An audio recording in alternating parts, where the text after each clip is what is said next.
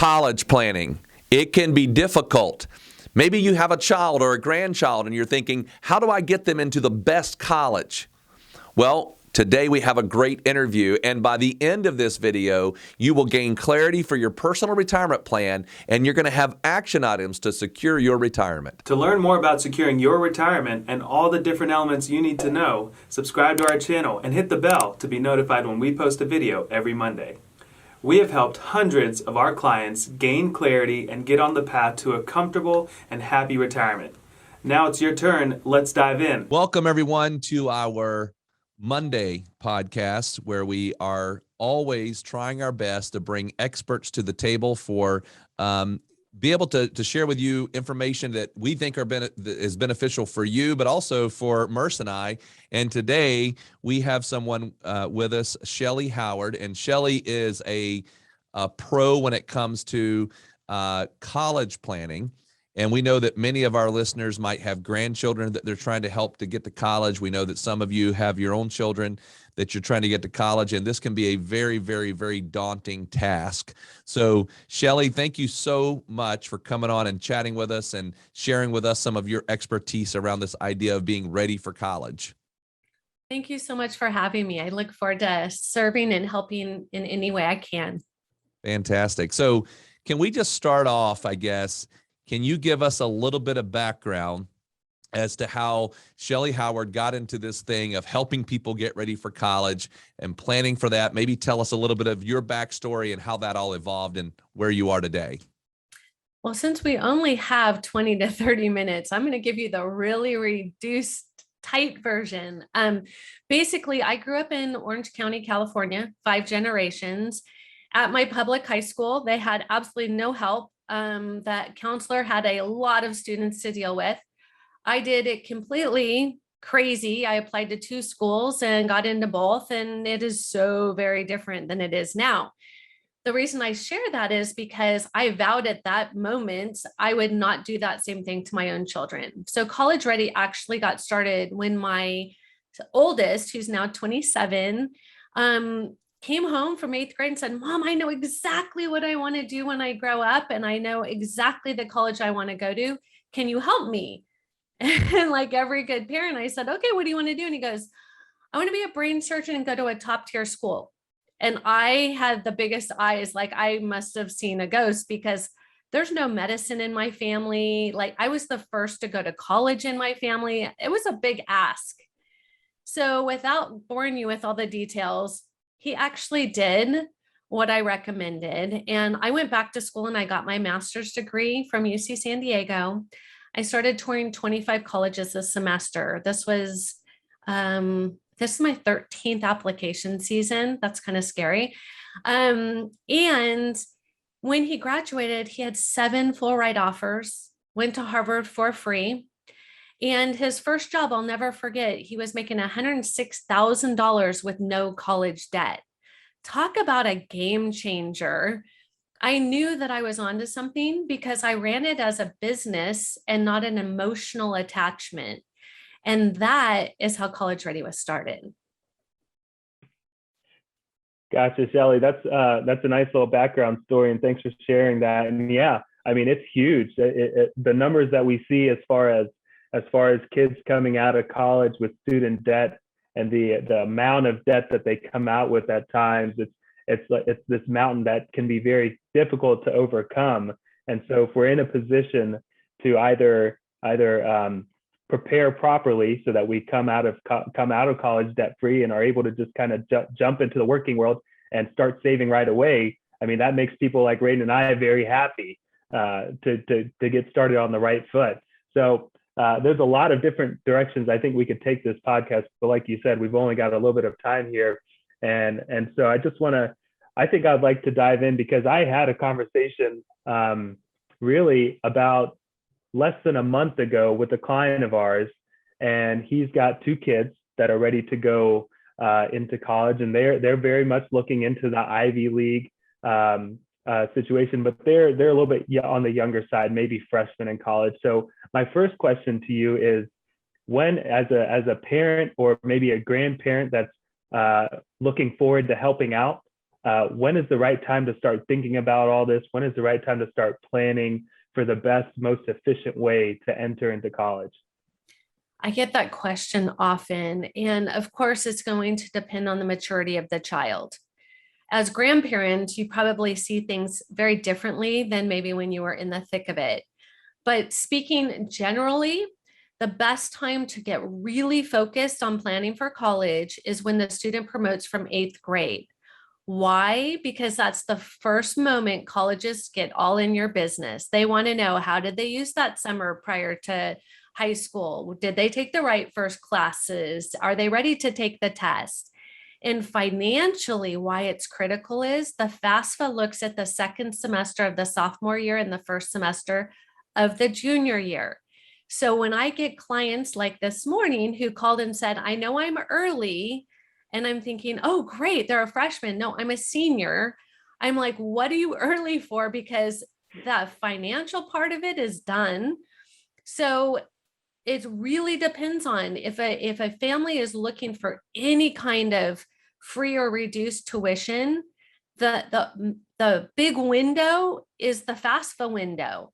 And that obviously year after year, that's going to change. If they don't care, they're happy. I have some people call me and say, Shelly, just get them into this school. I'm happy to write them a check. That's fine too. But think about it like this. The student needs a really nice resume if they want to get into their dream school. If you wait and do that their junior or senior year, the resume cannot compete. So it's all about, where do they want to go? Are they looking for an academic fit, a social fit, or a financial fit? And then planning properly. The worst thing they can do is not plan and hope that their 17-year-old will figure this out. Yeah. So, we were talking just a little bit prior to recording, and I know that Merce and I have had a ton of conversations around this. I've actually talked with people who do different types of planning. And I think, we tell stories all the time around mistakes that are made getting ready for retirement, because that's our big thing that we help people with. And sometimes people go back all the way 20 years, 30 years, and they thought they were doing things right. And then they get all the way down and they go, man, if I would have known what I know now, I would be so better off. And that could be something as simple as the tax efficiency of one type of IRA versus the other. And I'm just making that illustration. So in this case, a person has either a grandchild or a child. They're 0. They just are born, or they're pregnant, and they go, I'm going to make sure my kid has all the advantages in college. And so maybe they read an article about a 529 plan, or they figure out and they go, okay, I'm going to do this. And for 18 years or 17 years or whatever it is, they start doing this. What would you say if you had to list maybe 1 or 2, whatever major mistakes that you go, man, I wish I could have talked to you back there 15, 16 years ago so that you don't have this today, or at least you would have thought a little bit different. Could you give us maybe 1 or 2 of those and maybe why? Absolutely. And it's interesting because they usually come from my grandparents, because they're the ones who made this big mistake and they don't want their children to make the same mistake. I would say the number one thing they tell me is leaving it up to the child to do this process. They are still kicking themselves that they were not more involved with preparing that student to understand money and understand loans and understand debt. They just allowed their daughter or son to pick a college based on a football team or a basketball team and then go into massive debt. So that would be number one, is be involved. Because if not, that could absolutely ruin your entire retirement. People tell me all the time, well, we'll just figure it out after they get in. Okay, that's devastating, because what's their option? They're going to pull from their retirement to pay for it. That's not a good plan. Or they're going to just allow the student to get loans. Well, the reality is the student can't get loans. The parent can get loans. The student has no collateral. So now all of a sudden these parents are co-signing for these big loans for a 17-year-old who is not sure why they're going to college. And now is when things happen really bad. So those 2 things I think would be: get involved Start talking about it early and planning about it, but do not leave it up to that 17-year-old. I get calls all the time. How do we pay for this school? And I'm like, that's like buying a home and figuring out how you're going to pay the mortgage. This doesn't work like that. So those are the things I would encourage anybody listening to get clear on. Right. Right. Yeah. I think we looked up what the average tuition cost is in North Carolina. And I think the number was somewhere around 25,000 a year when you factor in tuition, room and board, the books you got to get, all that stuff. And we have some really good schools here in North Carolina and some good private, some really good public. But that number kind of came to around 25,000, and that's in today's dollars. And so if you take that and you multiply that by a 4-year college, you're looking at $100,000. And then say you just had a kid or you just had a grandkid that you're planning on helping. So if you take that by 18 years of inflation, and I think college inflation is higher right now, and I think that's always up for debate as to how we're going to control this, but college inflation is higher than regular inflation. And so that 100,000 now becomes 200,000, 18, 15 years from now, whatever that is. So that's a big number. It's very much like a mortgage that you got to plan for in the future. So I'd like to kind of get into the FAFSA form. I think it's first, if you could explain what it is, and then how important it is to be thinking through how you're filling that out, and then what it actually does to help, I guess, consider someone for getting financial aid or not getting financial aid. And I know there's formulas involved, and there's parent assets, and there's children's assets. So can you take us through what the FAFSA is, what that process is, and everything like that? And then I'd like to get into the formula as well, because I think that's a huge part to it. So kind of multi-layered questions there, but I'm very interested to hear what you're going to say.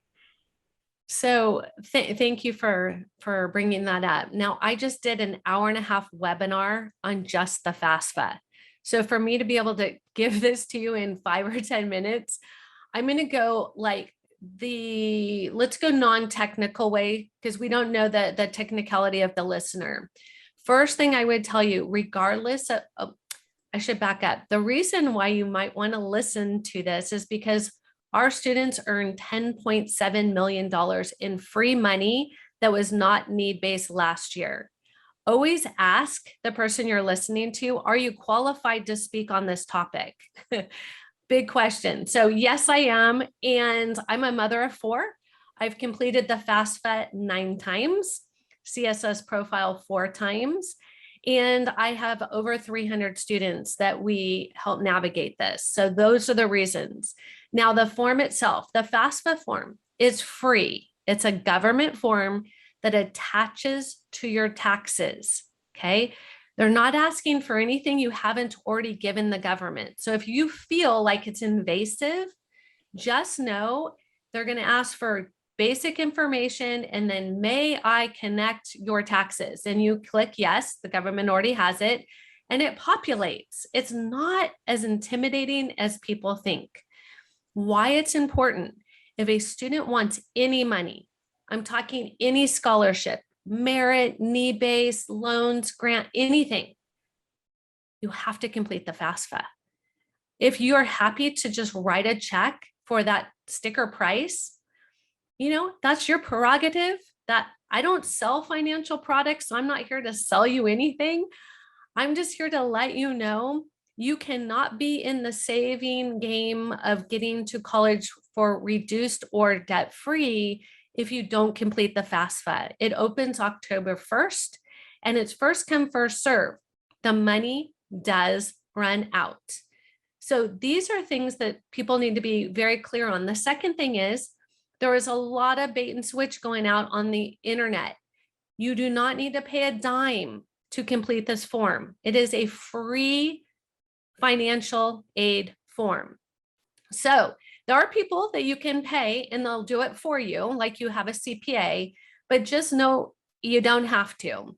So why would you do it? Is if you want to get a reduced or free education.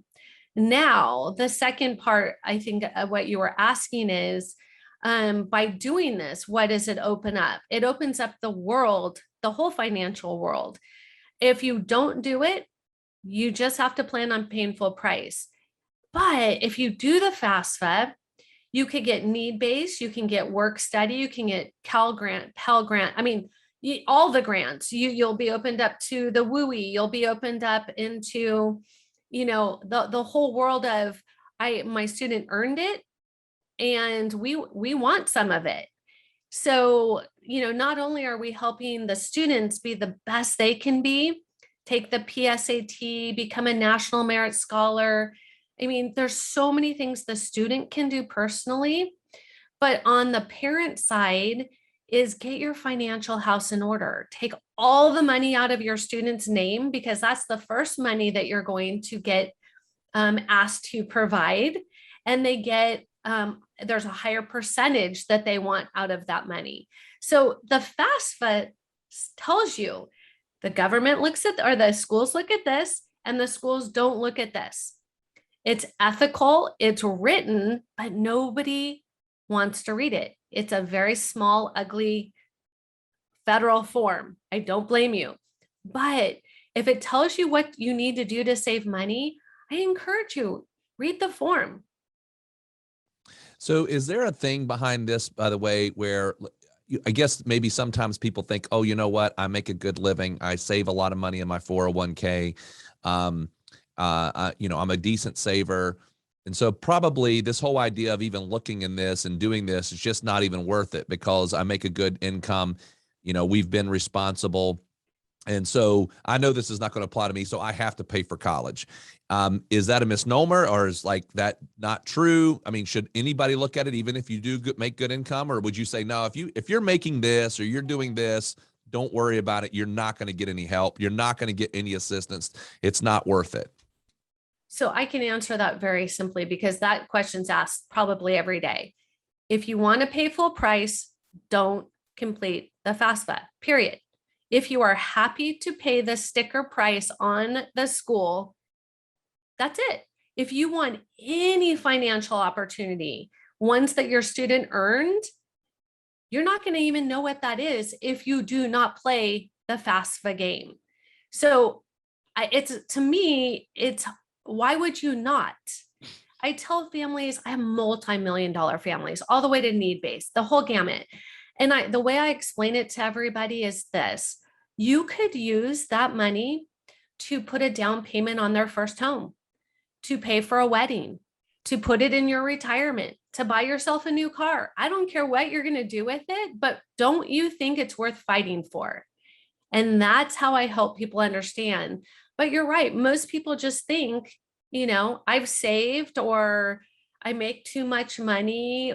And I can just tell you, I'm in Orange County, California. Our housing market is probably, except for New York, one of the most expensive places to live. And I tell every one of my clients, and did you hear my son went to Harvard for free, right? How do I live in Orange County and pay my mortgage? It's not because I'm on a need-based situation. So the reality is, if your student is doing the hard work and being the best they can be, and you're being a good financial steward and know what the FAFSA looks at and what they don't, why would you not put it when they're telling you where to put it? I don't understand. And then you can lower your expected family contribution, and then you can use that money the way that you would like to see fit. So everybody just wants to jump to, I'm not going to get need-based. And that's really not the reality of what I'm seeing. Gotcha. Yeah. So and I know there's no one answer to every family. And I assume your approach is kind of getting to understand what the family is all about, what the kids' goals are, and then how can we shape this to make them college ready, right?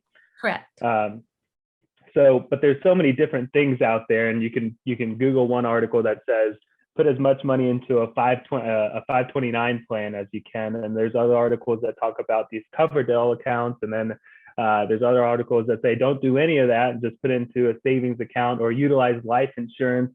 So I'm not asking for you to say which one is the best here, because like I said, it's all very situational. But what are you seeing? Like what's becoming, if someone is looking, and you mentioned it, to get the most advantageous FAFSA, and you said to get all of the numbers, all of the assets out of the kid's name, what are you seeing people doing there when they take, or they don't ever put money into the kid's name, or they're taking out, but what's the trend that's been working as far as to make the FAFSA the most advantageous?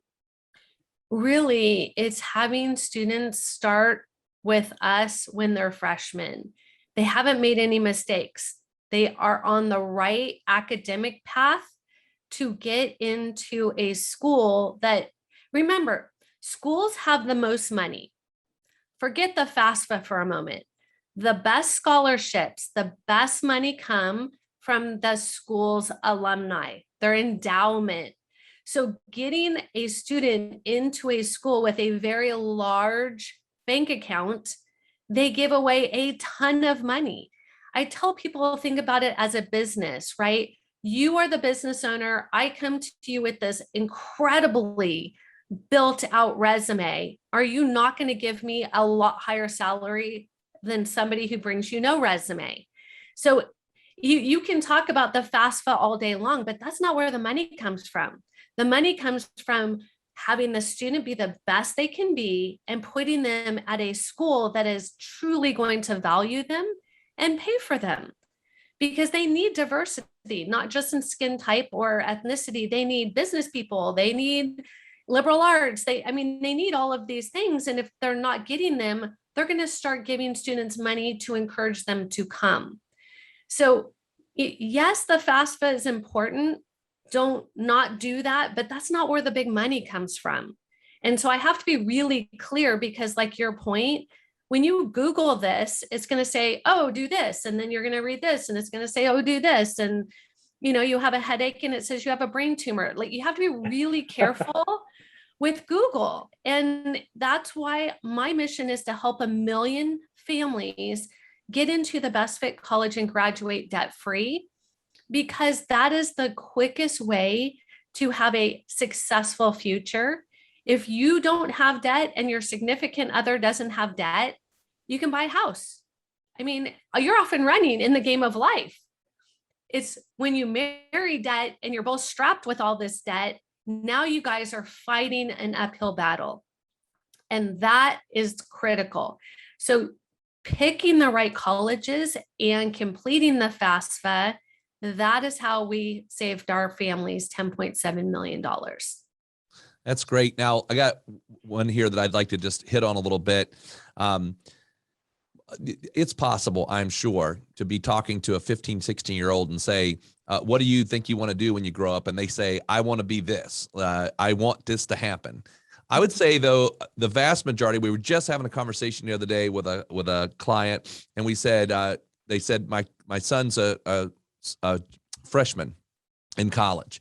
And I said, oh, what do they want to do? And they said, they have no idea. Just trying to figure it out. So right now they're just going to school and they're going to figure it out later. So if you're thinking through this idea of, I want to go to school, but I really have a son or a daughter or a granddaughter or grandson, they really don't know what they want to do, which is legit, by the way. There's no way on this earth at 15, 16, I would have known what I wanted to do. So they say, hey, I don't know. I don't know what I want to do. How do you help somebody in that scenario kind of think through college? Because it goes back to what you said. I think if I'm in that state with a young person, they're kind of going with, I like this football team or I like this basketball team. And they're kind of looking at that way versus what's the most economical thing for me to do. So how do you help families in that situation when you've got a kid who's good kid, just don't know what they want to do? Very common. I would say at least 50% of the people who come to me, their kid they don't know. The challenging part is it's usually because the student is really good at a lot of things. And you wouldn't think that that's a problem, but that's a problem. If you're only good at math, that takes out half of the potential careers you're going to do. So how we do it is a very unique strategy. And it started with my son, who said he wanted to be a brain surgeon. I didn't believe it as much as I wanted to think, oh, that's so cool, he wants to do that. I'm like, but why? And so what we do is called Passion with Purpose. And every student who works with us is signing up to do at least 200 community service hours. Why? Well, community service is good. And can you imagine our world if all 18-year-olds had completed 200 hours of service? We would be in a very different position. But on top of that, to answer your question, when you're serving somebody else, you're not worried about, do I like to lead or follow? Am I good at math or finances? Do I want social media? Do I want to be in the workforce? Do I want to do a research project? Like, you're just happy. You're just like, yeah, I'll try that. I mean, how bad can it be? They're no worse off. And so by giving these students the opportunity to walk the talk and learn, do I want a desk job? Do I want to be committed to this for the rest of my life? These are the things nobody's talking about to these kids. There's nothing in high school for them. And if a parent's not doing this work, how would they know if they don't want to do your job? So we actually reverse engineer it, and we talk with students first, what are they passionate about? It's a lot more fun to do community service when you love what you're doing. Then we ask them, what would you love to see changed in the world if I gave you all of the time and the money? And then all of the sudden reality hits. They've been living in this bubble because we're so scared of the outside world that they have no idea what they would want to change. So then we help them understand that. Then we teach them how to lead others to create change. Well, you know, when you lead others, it's like teaching something. You learn it twice as well, because now you're having to get really clear on what you want. So when students start with us in 9th grade, they have 4 years with us nurturing them and bringing them along. And then when they say, Shelly, I want to go into women's studies, and I say, what job will you do when you graduate? And they said, oh, the light bulb goes on way before they pick a college. That's a beautiful minor, but can you make a living doing that? So we help students. They don't have a clue how much $100,000 in a loan is until I say, how long do you want to work for free? And they're like, no, Shelly, I don't want to work for free. That's why I'm going to college. And I simply say, that's called a student loan. And if you don't choose wisely, you will be working for free. And then of course we'll hear, no, my parents will. Yeah. And that's always terrifying for me. So to answer your question, we address that first and not last. Gotcha, Shelly. That is great. And thank you very much for sharing your knowledge and expertise with us today. Obviously, you have a very clear, defined process when it comes to helping these kids and parents and grandparents figure out this big journey that is college and universities. So if you could, just if someone's listening right now and they're like, yeah, I really need help with this, could you point them in the right direction to getting in touch with you? Absolutely. So my gift to any of your listeners is a free discovery call with myself, where I get on with the student and I help them understand, is test optional really optional, and so on and so forth. That is my gift. The way you can sign up is on my website, which is www.collegereadyplan, because you need the plan.com. Sign up there, hop on a discovery call. Otherwise, if you don't want to make that commitment, you can get my best-selling book, How to Send Your Student to College Without Losing Your Mind or Your Money, on Amazon. So we're on every social media channel, including LinkedIn, and I'm here to serve. Whatever I can do to help you navigate this process would be my honor. Yeah, I'm going to say that, you know, if you're listening to this and you just think, hey, it's not good, is it worth, I guess, a discovery call? I would say absolutely, because I mean, just, you know, I wish we could sit here for an hour and a half and talk about all these things, but I think, you know, we're just trying to give a basis here. If you need help, go check in with Shelly and at least get to understanding, get a thought process around how you're going to deal with college, either for your child or your grandchild. So Shelly, thank you so very much for coming on and chatting with us today. It's been a privilege, and I know this is going to be helpful to a lot of people. It's been my pleasure. Thank you so much. We hope this video has given you some confidence and clarity as you plan for a worry-free life in retirement. But what else do you need? We have created a complimentary video course called 3 Keys to Secure Your Retirement.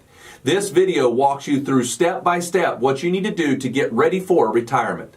You can also check out our podcast called Secure Your Retirement. You can subscribe below. For more retirement tips, watch this video, Create Your Retirement Income Plan. Also, click here to subscribe to our podcast, Secure Your Retirement. If you like this video, hit the like button and be sure to subscribe and share it with your friends.